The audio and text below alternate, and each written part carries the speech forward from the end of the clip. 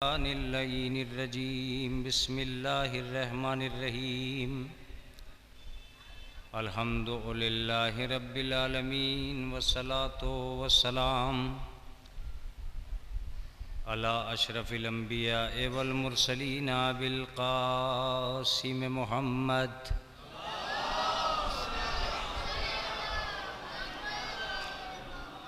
वस्सलातु वस्सलामु अला अहले बैतिहि तय्यबीन अत्ताहिरीन अल मासूमीन अल मज़लूमीन अल मुंतजबीन अल मुंतखबीन अम्मा बादु फ़क़द क़ाल अल्लाहु तआला व तबारक फ़ी किताबिहिल मुहकम व खिताबिहिल मुत्क़न व क़ौलुहु अहसन बिस्मिल्लाहिर रहमानिर रहीम क़ुल इन कुन्तुम तुहिब्बूनल्लाह फ़त्तबिऊनी युहब्बिबकुमुल्लाह व यग़फ़िर लकुम ज़ुनूबकुम। सलावत भेजे मोहम्मद।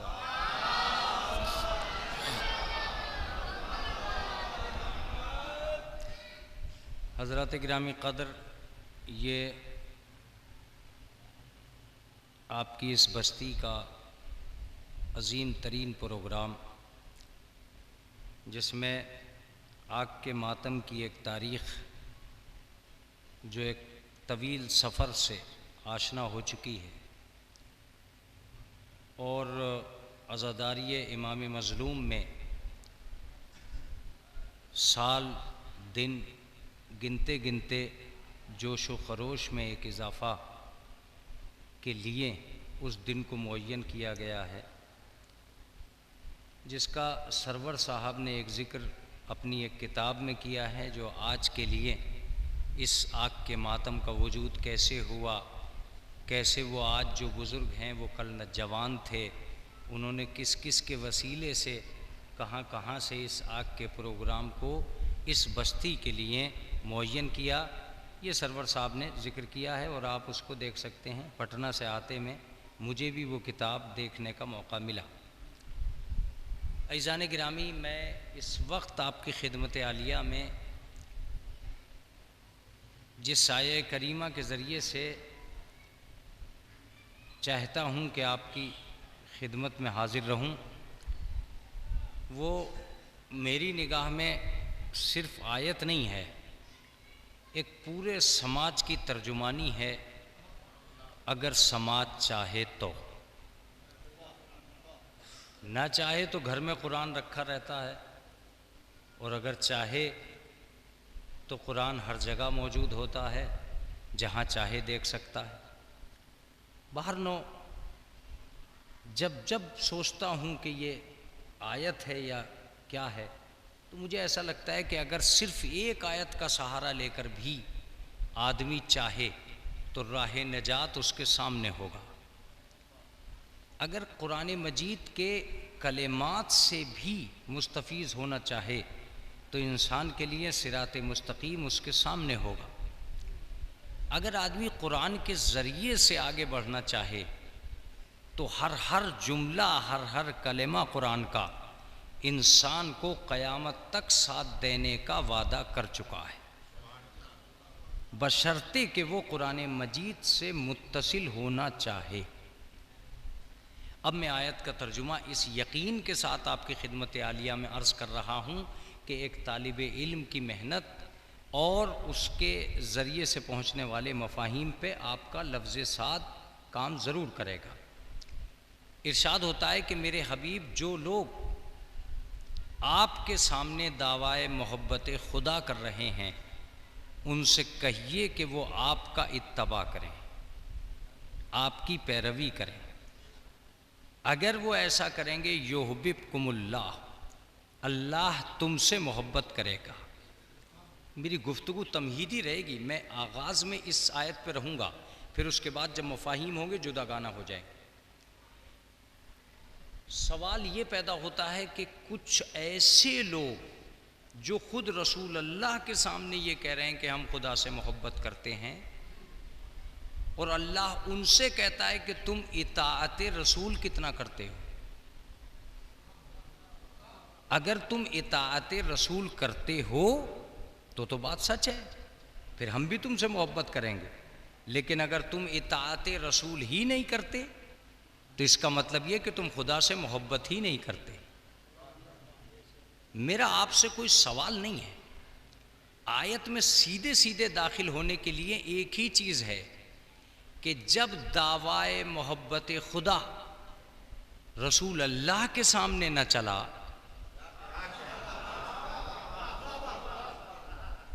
जब उसके सामने न चला जो सबसे सच्चा इंसान था, तो चंद झूठों के सामने हम ये कहकर के हम खुदा को चाहते हैं कामयाब हो जाएंगे। अगर कामयाब होना चाहते हैं तो इस आयत को कहीं और ले जाके रखना होगा। ये आयत कुरान में नहीं होनी चाहिए। कुरान में आयत ये कह रही है कि ये जो दावा कर रहे हैं कि हम खुदा से मोहब्बत करते हैं, इनका दावा इतना ही सच्चा होता जितना ये कह रहे हैं, तो फिर ना अल्लाह इनसे ये कहता कि तुम इताअत रसूल करो, न दूसरी लाइन पैदा करता। मैं दूसरी लाइन का लफ्ज़ लेकर आपकी खिदमत आलिया में आया, तब आप में सन्नाटा पैदा हुआ का मौलाना दूसरी लाइन कौन सी है? यकीनन यही एक लाइन है जो सारे काम करा रही है कि हम खुदा को चाहते हैं, इसीलिए हम सारे काम कर रहे हैं, नेकियां कर रहे हैं, बिरयानियां बना रहे हैं, कौरमे लगा रहे हैं, खैरात कर रहे हैं, सारे कारनामे हम इसी लाइन पर खड़े रहकर कर रहे हैं कि हम अल्लाह को चाहते हैं। लेकिन यकीन मानिए कि क्या ये लाइन वाक़ईन इस लायक है कि इस पे बहुत देर तक खड़े रहें? देखिए, एक लाइन को मिटाना भी बहुत मुश्किल होता है और चलती हुई लाइन को रोकना भी बहुत मुश्किल होता है। लेकिन अज़ीज़ान गिरामी, अगर वाक़ईन ये लाइन बहुत अच्छी है, अगर वाक़ईन ये लाइन बहुत अच्छी है, तो मैं आपसे हाथ जोड़कर अपील करता हूँ कि इस लाइन में फिर अच्छे ही होने चाहिए थे, बुरे नहीं होने चाहिए थे। मुझे जो पढ़ना था मैं पढ़ चुका हूँ। अजीज़ों, आपका मुतवज्जे होना बहुत ज़रूरी है। क्या वजह रही कि ये कहकर कि हम अल्लाह से मोहब्बत करते हैं, इतने बुरे लोग इस लाइन में आ गए, इतने बुरे लोग आ गए कि झूठे भी यही कह रहे थे कि हम अल्लाह से मोहब्बत करते हैं, कत्ल करने वाले भी यही कह रहे थे कि हम अल्लाह से मोहब्बत करते हैं, गीबत का अंबार लगाने वाले यही कहते हैं कि हम खुदा से मोहब्बत करते हैं, एक दूसरे का खेत उजाड़ने वाले यही कहते हैं कि हम खुदा से मोहब्बत करते हैं, तबीयत की तिजारत करने वाले यही कहते हैं कि हम खुदा से मोहब्बत करते हैं, ज़मीर का सौदा करने वाले यही कह रहे हैं कि हम खुदा से मोहब्बत करते हैं। ये लाइन अगर ख़राब ना होती तो इसमें आतंकवादियों का जन्म ना होता।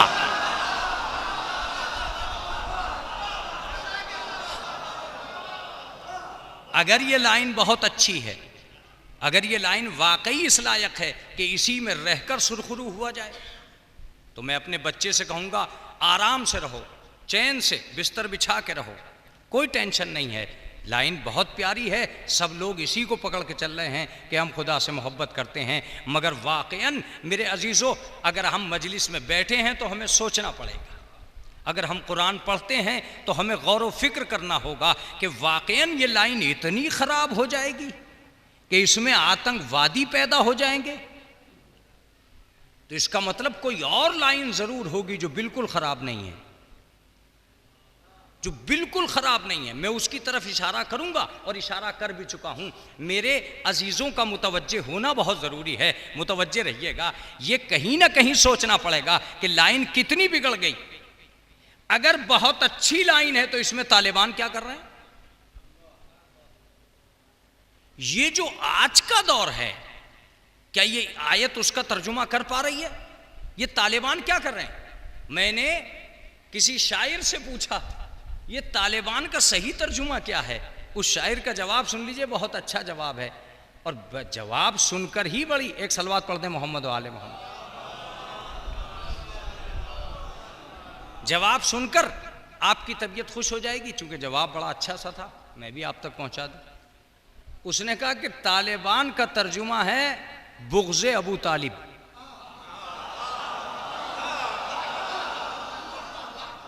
मुतवज्जे हैं?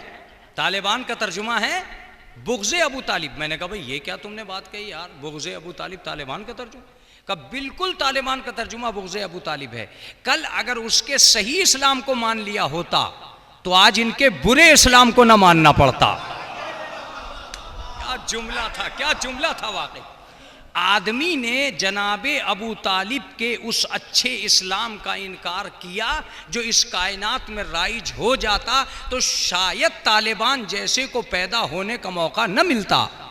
मगर कल जब साहिबान अक्ल व खिरद ने उसके इस्लाम का इनकार कर दिया जो सच्चे रास्ते पे था, तो अब जितने लोग इस्लाम लेके आ रहे हैं वो वही हैं जो बुरे रास्ते पर हैं। ये तालिबान बुग़्ज़े अबू तालिब का नतीजा ना होता तो शियों की मस्जिद में बम फटता नहीं, लोग मरते नहीं। एक सलावत पढ़ते मोहम्मद वाले।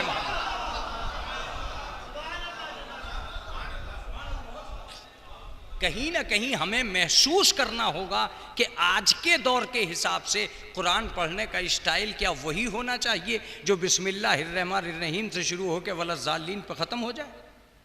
अगर यही स्टाइल रहा तो मैं ये दावे से कहता हूँ कि कुरान मजीद का अंदाज़ ये है कि कुरान मजीद के दो ही कबीले हैं, कुछ पढ़ने वाले हैं, कुछ समझने वाले हैं। मैं शायद बात कह नहीं पा रहा हूँ, कुछ पढ़ने वाले हैं, कुछ समझने वाले हैं। ये तय है कि पढ़ने में भी सवाब है, समझने में भी सवाब है, लेकिन पढ़ने वालों के गुमराह होने के इम्कान हैं, समझने वालों के गुमराह होने के इम्कान नहीं। पढ़ने वालों के गुमराह होने के इम्कान है, समझने वालों के गुमराह होने के इम्कान नहीं है। मैदाने मख्तल में जो लोग कुरान लिए खड़े हैं वो कुरान की मुखालफत कर रहे हैं, वो कुरान के खिलाफ कर रहे हैं। ज़रा सोचिए, अगर कुरान का पढ़ना वाक़ईन ऐसा ही होता कि हम इसे मोमिने मिन्ना मान लेते, मोमिने कामिल मान लेते, तो ये कुरान पढ़ पढ़ के इंसानों के गले काट रहा। ये दौर जब आएगा तब ये मजलिस काम आएगी जो मैं आपकी खिदमत आलिया में एक तालिबे इल्म होकर एक फ़िक्र की तरफ रवाना कर रहा हूँ अपने बच्चे को, कि तब ये बात काम आएगी कि कितनी पामाल हो चुकी है ये लाइन कि हम खुदा से मोहब्बत करते हैं। झूठे ये कह रहे हैं कि हम खुदा से मोहब्बत करते हैं, मक्कार ये कह रहे हैं कि हम खुदा से मोहब्बत करते हैं, गद्दार ये कह रहे हैं कि हम खुदा से मोहब्बत करते हैं, बातिल पर रहकर ये कह रहे हैं कि हम खुदा से, चोर उचक्के गुंडे हाली मवाली यही दावा कर रहे हैं। रसीद बुक का कद न बढ़ता अगर ये लाइन न होती। गस्बे इमाम बारगाह न होती अगर ये लाइन न होती। मस्जिद के मुतवल्ली न उजड़ते अगर ये लाइन न होती। अंजुमनों में झगड़े न बढ़ते अगर ये लाइन न होती। बहुत तवज्जो से सुनते रहिएगा। नकाब इस्लाम की डाली और फसल जहरा की काट डाली। एक सलवात पढ़ दे मोहम्मद व आले मोहम्मद।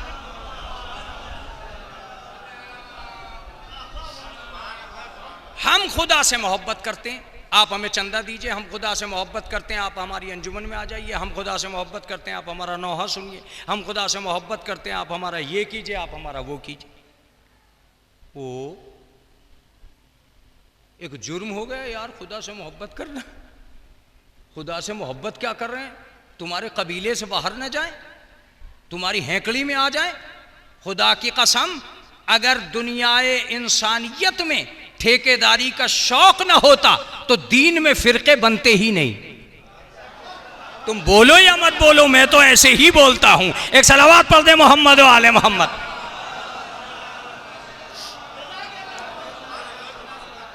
शायद मैं बात को पहुंचा नहीं पाया चूंकि लफ्ज ठेकेदारी का था। ठेकेदारी का शौक है जो सच्चे इंसान से झूठ बुलवा देता है।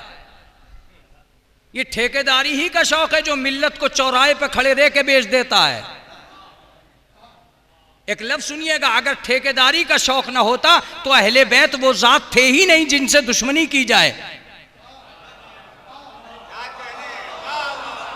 मैं शायद अपनी बात पहुंचा नहीं पा रहा हूं।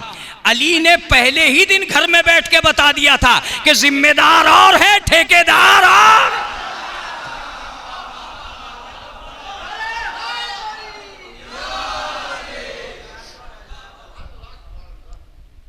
एक अजीब लाइन है साहब कि हम अल्लाह से मोहब्बत करते हैं। अबे अल्लाह से मोहब्बत करते हो तो क्या मतलब, कुछ क्या कर लिया? ये लाइन इतनी बिगड़ गई। अब चूंकि ये 50वां साल है, भीखपुर है, आग का मातम होने जा रहा है, जवान बिल्कुल आमादा है, उस लम्हे में मैं एक लफ्ज़ कह के जाऊंगा कि मजलिस तो अपनी जगह है, मगर मेरा लफ्ज़ अगर पहुंच गया मेरे जवान तक तो मैं शायद अपनी जगह एक तालिबे इल्म होकर कामयाब हो जाऊंगा। शायद करबला इसीलिए हुई थी कि दुनिया को एक लाइन पहचानवा सके। कुरान में एक और लाइन पाई जाती है, युहब्बिबकुमुल्लाह, अल्लाह तुमसे मोहब्बत करेगा। इसका मतलब लाइनें दो हैं, मजलिस होने जा रही है, लाइनें दो हैं। कुछ वो हैं जो खुदा से मोहब्बत करते हैं, कुछ वो हैं जिनसे खुदा मोहब्बत करता है।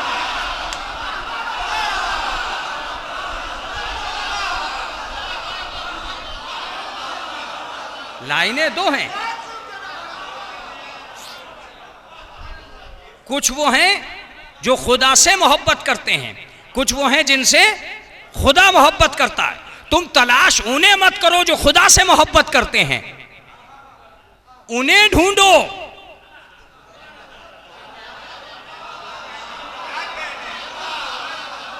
जिनसे खुदा मोहब्बत करता है।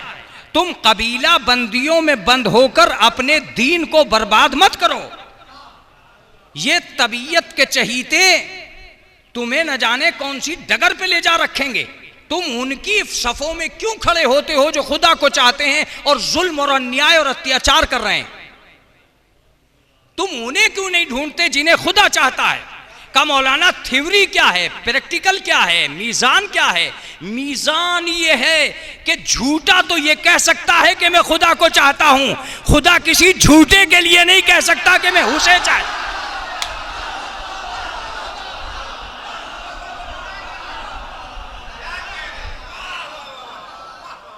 एक जालिम ये कहेगा कि मैं खुदा को चाहता हूं, मगर खुदा किसी जालिम के लिए नहीं कहेगा। एक ऐबदार ये कहेगा कि मैं खुदा को चाहता हूं, मगर खुदा किसी ऐबदार के लिए ये नहीं कहेगा। एक आतंकवादी ये कह सकता है कि मैं खुदा को चाहता हूं, मगर खुदा किसी आतंकवादी के लिए नहीं कह सकता कि मैं इसे चाहता हूं। तो तुम तलाश उन्हें करो जिन्हें खुदा चाहता है। उनमें न झूठा होगा न ऐबदार होगा, कोई नहीं होगा। का मौलाना बात कुछ आ तो गई है मंजिल तक, लेकिन क्लियर करो। अब मैं क्लियर करके चुप हो जाऊंगा और तुम बोलते रह जाओगे। शायद करबला इसीलिए हुई थी कि दुनिया पहचान ले कौन खुदा को चाहता है, किसे खुदा चाहता।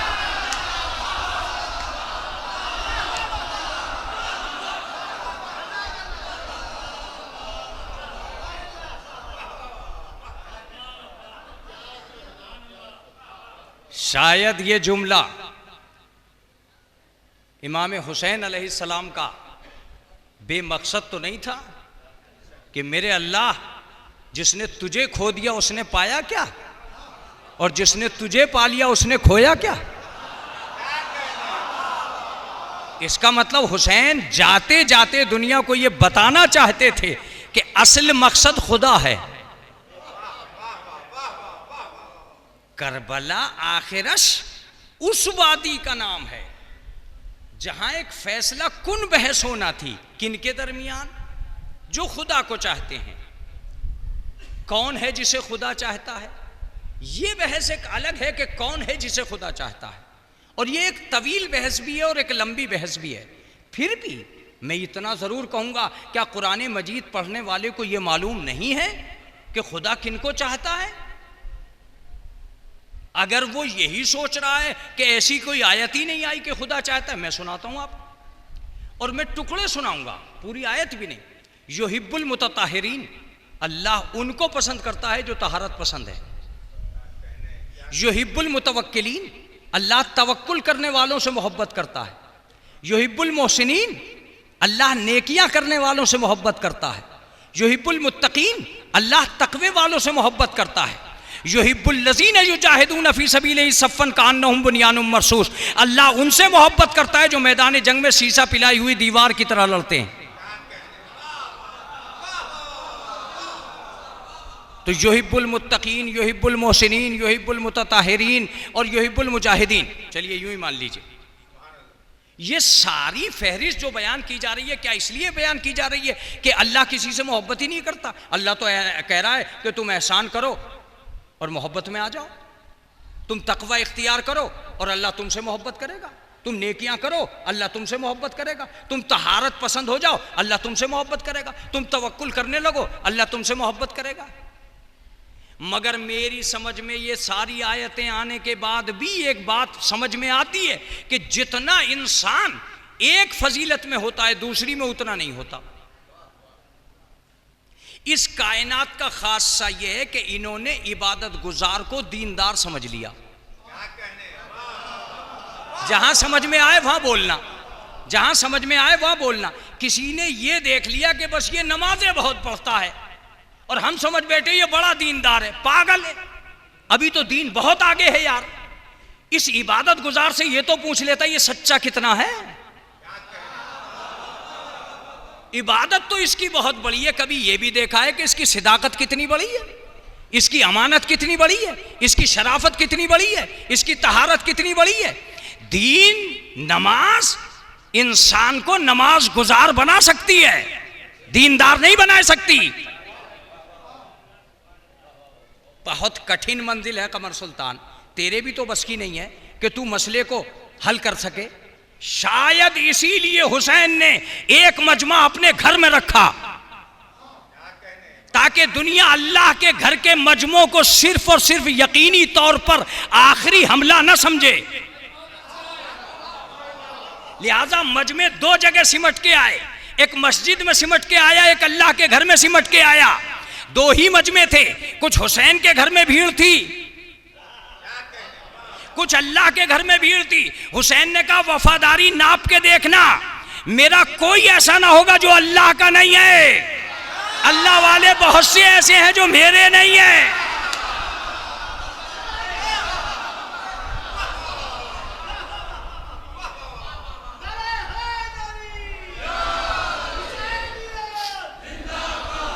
लिहाजा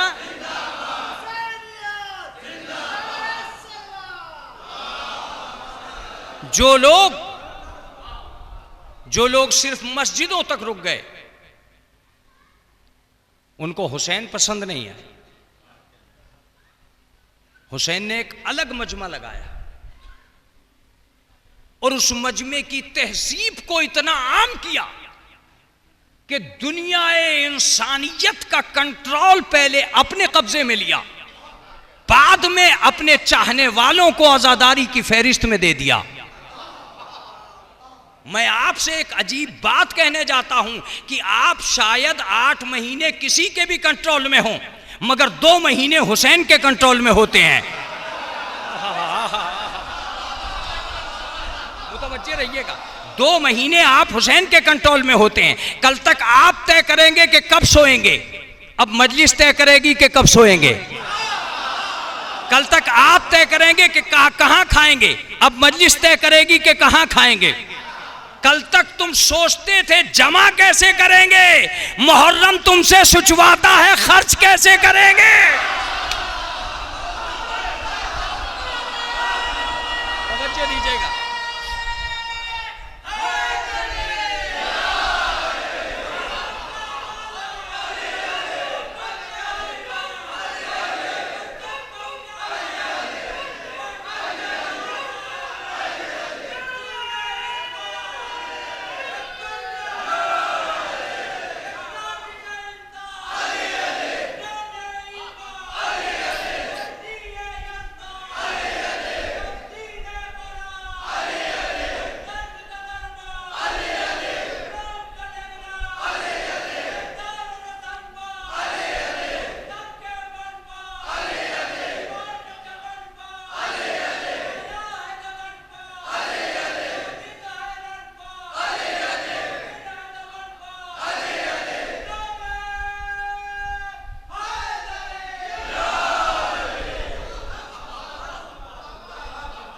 इमाम हुसैन अलैहिस्सलाम ने पहले अपनी कौम को अपने कंट्रोल में लिया, उसका कंट्रोल उससे अलग किया, उसकी चाहतों पर अपनी शिफाअतों के पहरे बिठाए और फिर उससे कहा कि अब अपने घरों की बेचैनी खुद ब खुद तुम्हें मेरे घर में लेके आएगी।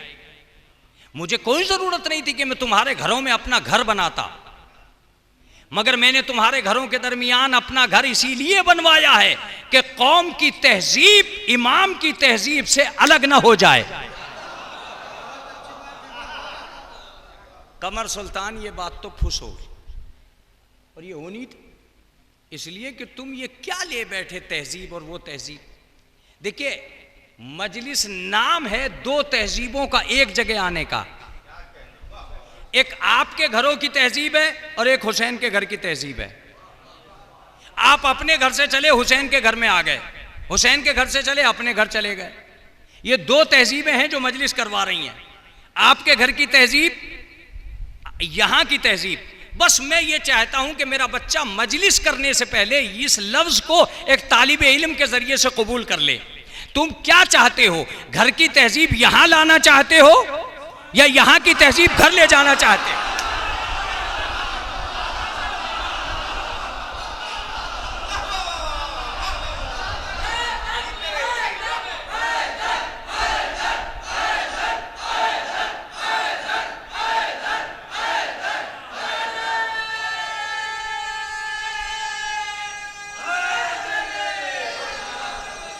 तुम क्या चाहते हो? तुम यहां की तहजीब घर ले जाना चाहते हो या घरों की तहजीब यहां ले जाना चाहते हो? नतीजा सुन लीजिएगा और नतीजे के बाद ही फैसला कीजिएगा कि इन दोनों बातों में क्या फर्क है। एक तहजीब यहां की है जो घर जाएगी, और एक तहजीब घर की है जो यहां आएगी। जब जब घरों की तहजीब यहां आएगी फसाद होगा।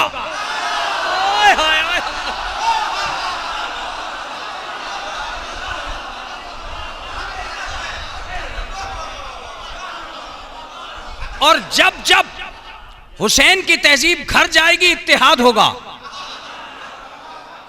मैं इत्तेहाद को बाद में बताऊंगा, पहले फसाद को बता दूं। जब तुम अपने घर से चले थे, नंबरदार बन के चले कि अज़ादार बन के चले? तुम पहलवान बन के चले कि अज़ादार बन के चले? देखो, तुम मजलिस में जा रहे हो, पहलवान बन के मत जाना, मीर साहब बन के मत जाना, नवाब साहब बन के मत जाना, अज़ादार बन के जाना। अगर तुम पहलवान बन के चले गए तो मजलिस को अखाड़ा बना दोगे। मजलिस हो रही है, दंगल थोड़ा ही हो रहा है। लिहाजा अपनी पहलवानी अपने घर में रखो, अपनी नवाबी अपने घर में रखो। तुम धनेत्तर शाह हो, अपने घर रहो, मीर साहब हो, अपने घर रहो। इमाम हुसैन के घर में जाना तो अकड़ के मत जाना, झुक के जाना, झुक के जाना, अकड़ के मत जाना। तुम गए, तुमने जगह हूं, मैं तो मास्टर हूं, मैं तो इंजीनियर हूं, मैं तो डॉक्टर हूं। तो डॉक्टर साहब यहां कुर्सी तो है नहीं, नवाब साहब यहां मूड़ा तो है नहीं, मीर साहब यहां तख्त तो है नहीं। इमाम हुसैन ने कहा मैं सारे झगड़े ही खत्म कर दे रहा हूं, इंटरनेशनल लेवल पर मैं तहजीब ही ये बनाऊंगा कि जो भी आए नीचे।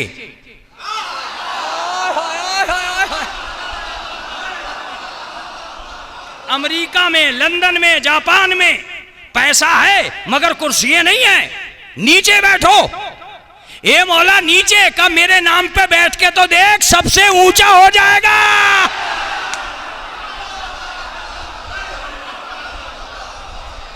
सबसे ऊंचा।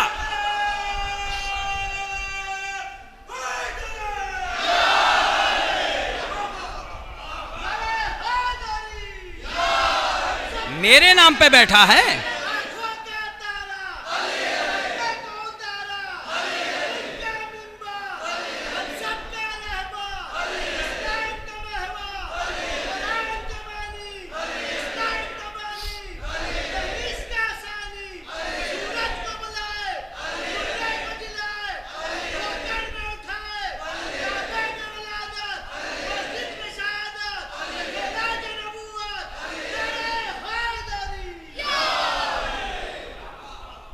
ये कमाल है इमाम हुसैन अलैहिस्सलाम का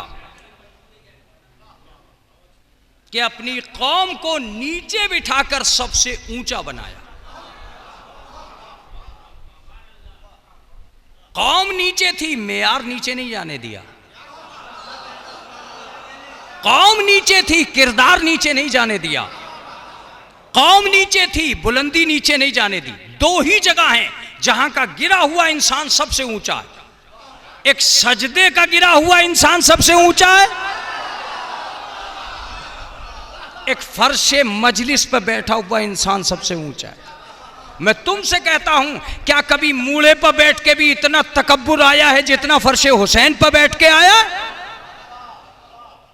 नीचे बैठा था मगर सोच रहा था कि मैं अच्छी जगह बैठा हूं। वो तहजीब जो तुम्हें तुम्हारे आंगन में नहीं मिलती, वो हुसैन ने दी।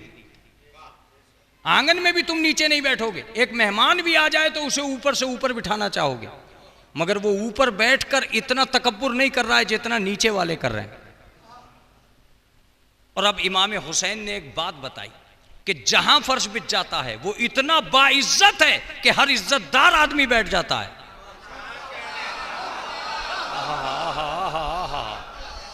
मैं तो लफ्ज कहकर गुजर जाऊंगा, जो उर्दू वाले होंगे वो समझेंगे।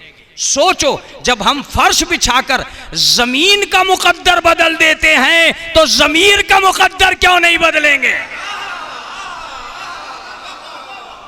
जमीर चेंज क्यों नहीं करेंगे? जमीर की हैसियत क्यों नहीं चेंज करेंगे? नहीं, एक अज़ादार का मतलब यह था कि इमाम हुसैन ने कंट्रोल अपने हाथ में लिया। जो कल तक सोच रहे थे कि हम जमा करेंगे हर शहर में जाके, आज हर शहर से आके सोच रहे हैं कि हम खर्च कैसे करें। कल गोशे को ऐसे मारा गया है कि दुनिया किसी जानवर को भी नहीं मारती। ये मेरे मौला का जुमला है। कहते हैं कि रसूल अल्लाह ने जानवर को जिस तरह ज़बा करने से मना कर दिया था, इस तरह मेरे जद को मारा गया। और अब अरबी के वो सारे अल्फाज हैं, बिल आहजारे, बिल खशबे, बिल असा का सुनो, कुतिला अबी, कुतिला जद्दी, बिल आहजारे, पत्थरों से हमारे जद को खत्म किया गया, असा के जरिए, लकड़ी के जरिए। मैं 3 दिन तक उलमा से ये पूछता रहा कि ये खशब और आसा का अलग अलग तर्जुमा क्या है। अजीजों, जितना मैंने पूछा उतना ही रोया, उतना ही रोया। और सुनना चाहते हैं 5वें इमाम का जुमला? 5वें इमाम का एक जुमला ये भी है कि मेरे जद को ये देखने के लिए कि मेरे जद शहीद हुए हैं कि नहीं हुए, लकड़ियों से धकेला गया।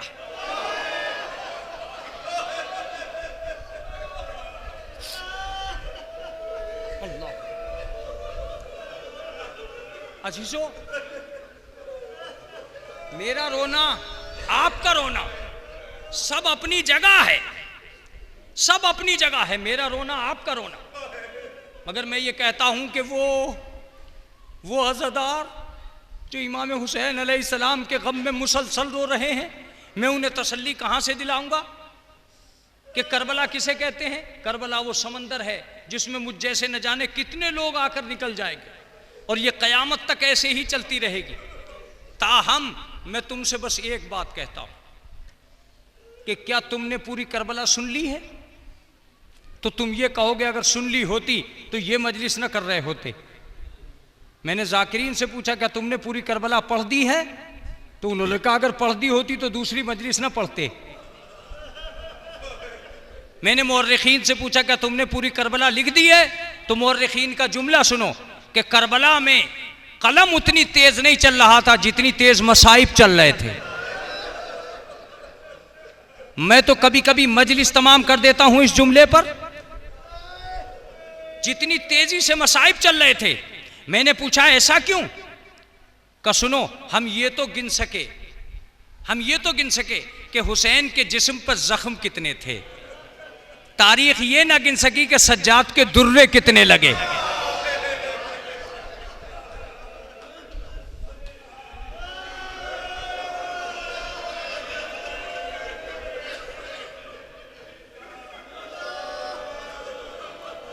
मैं जानता था कि आपको कहीं ना कहीं मसाइब छू के गुजरेंगे। अब मेरा जुमला सुनिएगा। रावी कहता है कि हमने ये तो गिना कि हुसैन अकबर की लाश पे जाते हुए 72 जगह गिरे, मगर ये ना गिन सके कि शाम तक ज़ैनब कितनी जगह गिरी।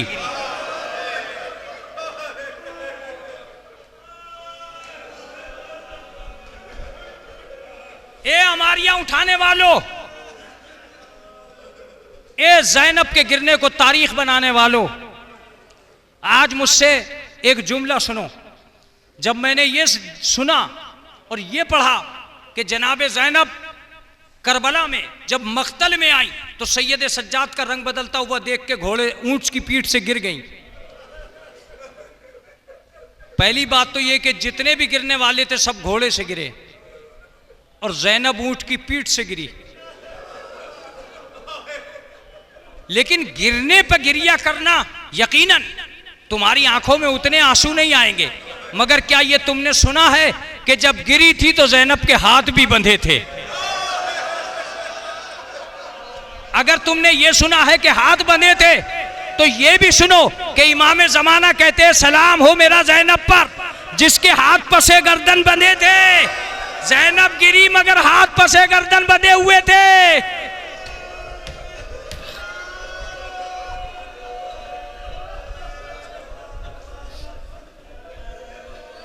अजरुकुम अल्लाह।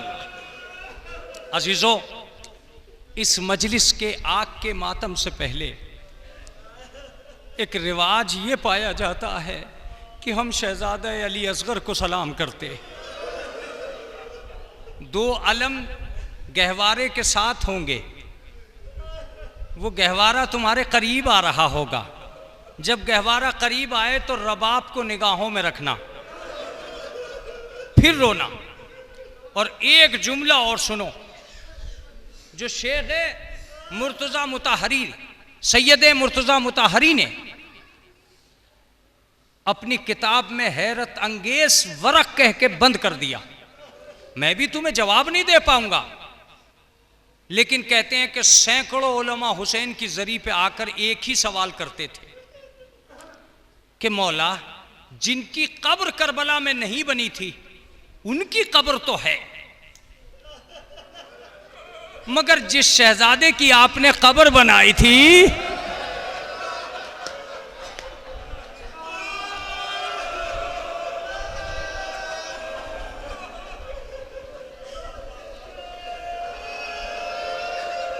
करबला में जो भी जाहिर जाएगा, करबला में जो भी जाहिर जाएगा ये जरूर तलाश करेगा कि मैं अली असगर की कब्र पे जाऊं, लेकिन वो अली असगर की कब्र पे नहीं जा सकेगा। हाँ, मैं ये जानता हूं कि गंजे शहीदा में बहुत से हैं। अजीजों, जब मुझे कहीं जवाब नहीं मिल रहा था, कहीं जवाब नहीं मिल रहा था, तो सैयद मोहम्मद मोहम्मदी रे इश्तिहार दी, एक मुसन्निफ है जिसने करबला बड़ी तफसील से लिखी है। इन्होंने एक अजीब जुमला लिखा है और वो भी शायद कह के लिखा है। कहते हैं कि जब ये 11 मुहर्रम को काफिला शाम की तरफ चला है तो जालिमों ने एक कारनामा ये किया कि सरों को घोड़ों की टापों के नीचे डाल दिया। उन सरों के दरमियान जनाब कासिम का लाशा भी था।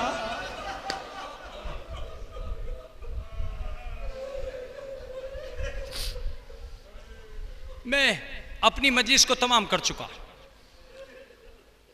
निशानाते कब्र उनके मिलते हैं जिनके बदन थे, मगर अजीजों रिवायत बस इतना बताती है, इसके बाद झूला आ जाएगा। रिवायत इतना बताती है कि जब शाम गरीबा आ गई तो जनाब रबाब ने जनाब ज़ैनब से कहा, ज़ैनब, ये कौन आदमी है जो जमीन में कुछ तलाश करता हुआ आ रहा।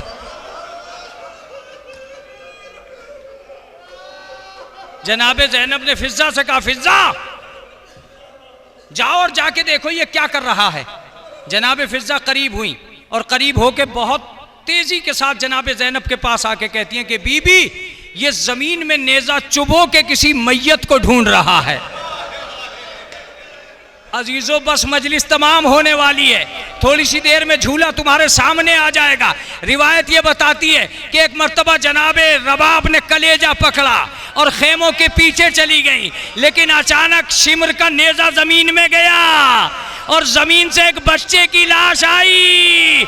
शिमर ने दोनों जानू तय किए, जनाबे अली असगर की गर्दन काटी, नौ के नेजा पे लगाई, जनाबे रबाब की आवाज आई, अस्सलामु अलैक, ए मेरे बच्चे, तेरे साथ ये कारनामा